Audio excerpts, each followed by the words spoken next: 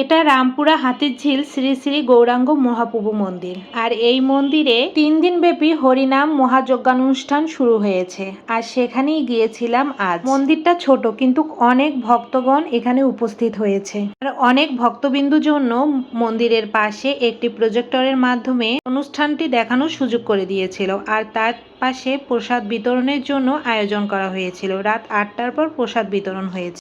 রাত 8টার পর এখানে প্রসাদ বিতরণ শুরু হয়ে গিয়েছে। তো এখানে সব ভক্তবিন্দু টেবিল চেয়ারে বসে গিয়েছে, আর এখানকার কমিটির কিছু লোক এখানে প্রসাদ বিতরণ করতেছে। আর এই প্রসাদের আয়োজনে ছিল সাদা ভাত, করলা আলু ভাজি, আলু পটলের সবজি, সাথে মুগ ডাল। আর প্রসাদটা এত ভালো হয়েছিল, মনে হচ্ছিল যে অমৃত খাচ্ছি। দারুণ হয়েছিল প্রসাদটা।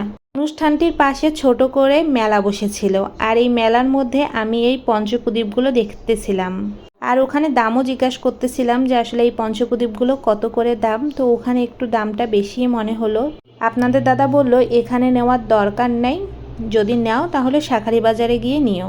তো ভাবলাম যে সেটাই ঠিক হবে, শাঁখারি বাজারে এই ধরনের জিনিসগুলোর দাম অনেকটাই কম, তো রেখে দিলাম আর কি। সেই মেলাতে গজা, নিমকি, খুরমা, জিলাপি, তো এগুলোর দোকান বসেছিল। ছোটবেলায় যখন আমরা কোনো অষ্টপ্রহর অনুষ্ঠানেতে যেতাম, তখন দেখতাম যে মা কাকিমারা এই গজা, নিমকি এগুলো খুব নিত। তো দেখে ওই কথা খুব মনে পড়ে গেল। দোকানটা বেশ বড়সড় ছিল, আর এখানে অনেক জিনিস ছিল। তো তাই দেখছিলাম, দোকানটা দেখতেও অনেকটা ভালো লেগেছিল।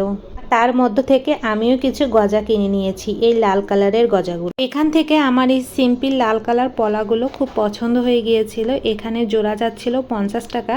তো আমি এক জোড়া লাল পলাও কেটে নিলাম হাতে পরানোর জন্য। সব সময় ব্যবহারের জন্য এই পলাগুলো অনেক ভালো।